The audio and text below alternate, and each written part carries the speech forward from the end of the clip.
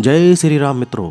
जब किसी इंसान की मृत्यु होती है, उसको अंतिम संस्कार के लिए ले जाते हैं तो उसके घर के बाहर भीड़ लग जाती है।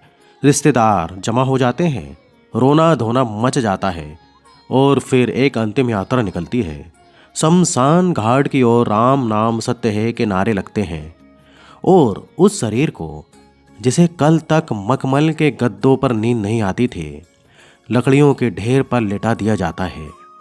अग्नि प्रज्वलित की जाती है और जैसे जैसे दाह संस्कार की प्रक्रिया आगे बढ़ती है, धीरे धीरे सारे रिश्तेदार, परिचित और परिवारजन वहां से लौटने लगते हैं। कोई भी पीछे मुड़कर नहीं देखता, ये सोच कर के अब सब समाप्त हो गया है। लेकिन क्या सच में सब यहीं खत्म हो जाता है? यहीं से शुरू होता है वो क्रूर सत्य, जिसके विषय में गरुड़ पुराण के प्रेत खंड में विस्तार से वर्णन मिलता है। जब शमशान में अंतिम व्यक्ति भी चला जाता है, जब चिता की अग्नि शांत होने लगती है और केवल गर्म राख तथा सन्नाटा शेष रह जाता है, तब वहाँ एक सत्ता उपस्थित रहती है।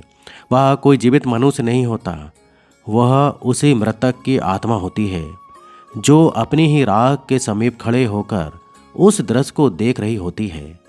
वह आत्मा जो कुछ समय पूर्व तक उसी शरीर को अपना मानती थी, आज उसी देह को नश्वर अवस्था में परिवर्तित होते देखती है। जिस शरीर को उसने जीवन भर संजोया, सजाया और सुरक्षित रखा, वही अब पंच तत्वों में विलीन होने की ओर अग्रसर है। दाह संस्कार के ठीक बाद का एक समय आत्मा के लिए अत्यंत भारी और पीड़ादायक होता है। यही वह समय होता है जब आत्मा को पहली बार ये बोध होता है कि वह अब भौतिक संसार से अलग हो चुकी है। शमशान की उस गहन निस्तब्धता में आत्मा के साथ अनेक अनुभव घटित होते हैं। आत्मा वहीं घंटों तक खड़ी रहती है। उस समय आत्मा अपने ही त्यागे हुए शरीर को देखती है और उसके भीतर गहरा मोह जागृत होता है। उसे यह स्वीकार करना कठिन होता है कि जिससे उसका इतना गहरा संबंध था, वह देह अब नश्वर प्रकृति की ओर लौट रही है। यह अनुभव आत्मा के लिए अत्यंत भारी और असहनीय होता है। इसके बाद दाह संस्कार की अंतिम विधि पूरी होती है, जिसे शास्त्रों में कपाल क्रिया कहा गया है। ये वह क्षण होता है जब आत्मा का उस शरीर से अंतिम बंधन भी समाप्त हो जाता है। उसी पल आत्मा को ये स्पष्ट बोध हो जाता है कि अब वापसी का कोई भी मार्ग शेष नहीं है और देह से उसका संबंध सदा के लिए टूट चुका है। यही वह समय है जब आत्मा अपने किए हुए कर्मों का फल अनुभव करने के लिए तैयार होती है। शरीर का अभिमान, रूप, सौंदर्य और संसारिक घमंड सब वहीं समाप्त हो जाते हैं। अब आत्मा के साथ केवल उसके कर्म और उसकी स्मृतियां रह जाती हैं, जो आगे की यात्रा का मार्ग तय करती हैं। इसके पश्चात नियम के अनुसार परिवारजन शमशान से लौटते हैं। शास्त्रों में कहा गया है कि लौटते समय पीछे मुड़कर नहीं देखना चाहिए। इसके पीछे कारण यही है कि उस समय आत्मा मोहभास अपने प्रियजनों के पीछे जाना चाहती है। वह उन्हें पुकारती है, उन्हें रोकने का प्रयास करती है, परंतु उसकी कोई ध्वनि स्थूल संसार तक नहीं पहुंचती। यही वह क्षण होता है जब आत्मा को ये बोध होता है कि संसार के सभी संबंध शरीर तक ही सीमित थे। शमशान भूमि भगवान शिव का क्षेत्र माना जाता है, किंतु यह अतृप्त आत्माओं का भी स्थान है। प्रारंभिक समय में आत्मा के चारों ओर एक सूक्ष्म सुरक्षा होती है, जो धीरे धीरे क्षीण होती जाती है। उस अवधि में आत्मा अन्य भटकती हुई आत्माओं को भी देखती है और अपने जीवन के कर्मों पर विचार करने लगती है। यही वह वैराग्य का क्षण होता है जब आत्मा को संसार की वास्तविकता का बोध कराया जाता है। उस समय आत्मा को समय का अनुभव भी भिन्न होता है। जो समय हमें अल्प प्रतीत होता है, वही आत्मा के लिए अत्यंत दीर्घ अनुभव बन जाता है। जिसमें आत्मा अपने संपूर्ण जीवन को स्मरण करती है, उसने किन किन को कष्ट दिया, किन किन का उपकार किया, सब कुछ उसके समक्ष स्पष्ट हो जाता है। कर्मों के अनुसार ही उसे सुख या पीड़ा का अनुभव होता है।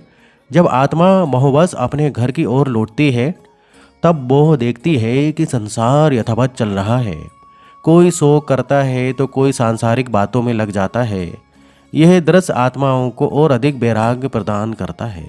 उसे स्पष्ट हो जाता है कि धन, वैभव और प्रतिष्ठा सब यहीं छूट जाने वाले हैं। साथ जाने वाला वस्तु केवल कर्म ही है। मृत्यु के पश्चात आत्मा को प्यास और भूख का अनुभव होता है, जिसे केवल विधि पूर्वक किए गए पिंडदान, श्राद्ध और तर्पण से ही शांति मिलती है। ये क्रियाएं शरीर के लिए नहीं, आत्मा की यात्रा के लिए आवश्यक मानी गई हैं। अंततः भक्तों, ये समस्त वर्णन हमें डराने के लिए नहीं बल्कि जगाने के लिए है। शास्त्रों में हमें ये स्मरण कराते हैं कि जीवन का वास्तविक उद्देश्य केवल भोग और संग्रह नहीं, बल्कि धर्म, करुणा, सेवा और भगवान का स्मरण है।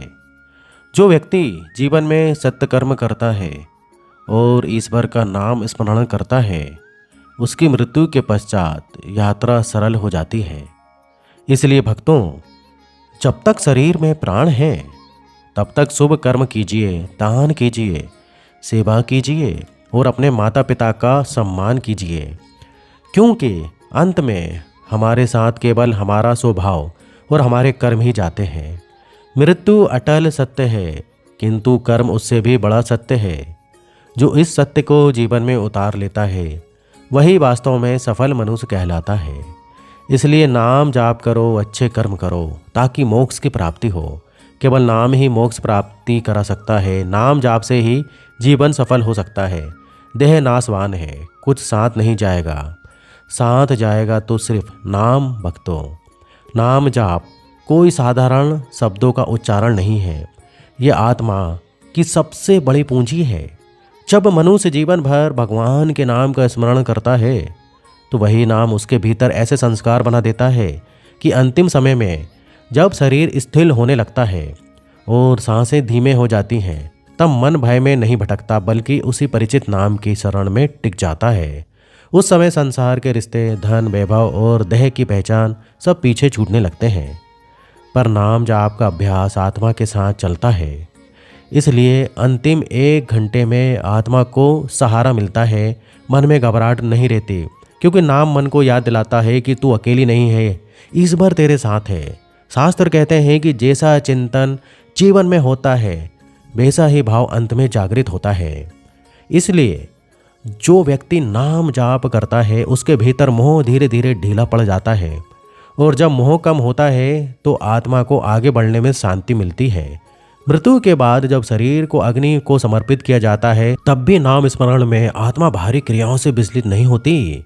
वह देह को अपना मानकर दुखी नहीं होती, क्योंकि नाम जाप ने उसे सिखा दिया होता है कि मैं शरीर नहीं, मैं चेतना हूँ, मैं परमात्मा की अंश हूँ। इसी कारण संत कहते हैं कि नाम दीपक की तरह है, जो जीवन में भी प्रकाश देता है और अंत समय में भी अंधकार नहीं रहने देता। गरुड़ पुराण और गीता का भाव यही है कि ईश्वर स्मरण आत्मा को दिशा देता है, भय को हरता है और शांति प्रदान करता है। इसलिए भक्तों, नाम जाप डर के कारण नहीं बल्कि प्रेम के कारण करना चाहिए, ताकि जीवन भी हल्का हो जाए और अंत भी शांत हो जाए। क्योंकि जो नाम जीवन में बार बार लिया गया है, वही नाम अंतिम क्षणों में भी आत्मा का हाथ थामकर उसे शांति के पथ पर ले जाता है। इसलिए जितना हो सके नाम जाप करो। राधा राधा राधा राधा।